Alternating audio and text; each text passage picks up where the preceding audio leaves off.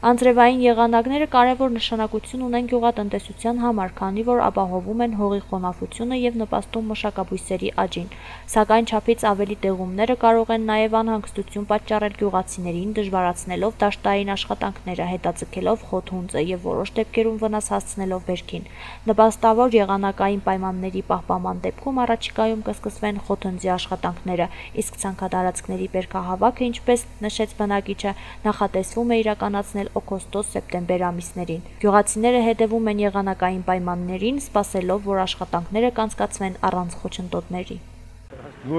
Եղանակային պայմանները այս տարի շատ լավ են, անձրևային է և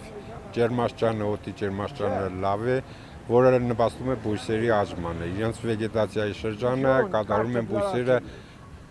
շատ հաջողակ։ Եթե չլինի ուրիշ բնական աղետներ, կարկուտ կամ այնտեղ սառեցման աստիճանը իջնի,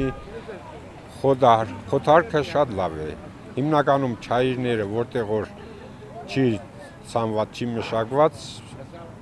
շատ առատ խոտաբույսեր կան։ Իսկ բնական, որոնք որ ցանովի են, այսինքն վարսակը, գարինը, ցորենը, դրանց դրությունը շրջանի հողադաշտերում բոլոր տեղերում էլ լավ է, շատ լավ է, եթե դա բարենպաստ եղանակ։ Իսկ ինչ կմնա խոթարկը, երբ է սկսվելու, խոթարկը կսկսվի այն ժամանակ, երբ բույսը հասունանա, այսինքն բույսի արմատը, դա խոսքս կվերաբերվի չայրային մասերին, պիտի հենց դեղին դեղնավ այդ բույսի արմատը,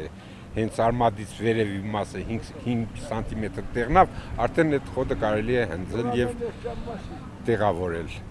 Իսկ գարի-ցորենի և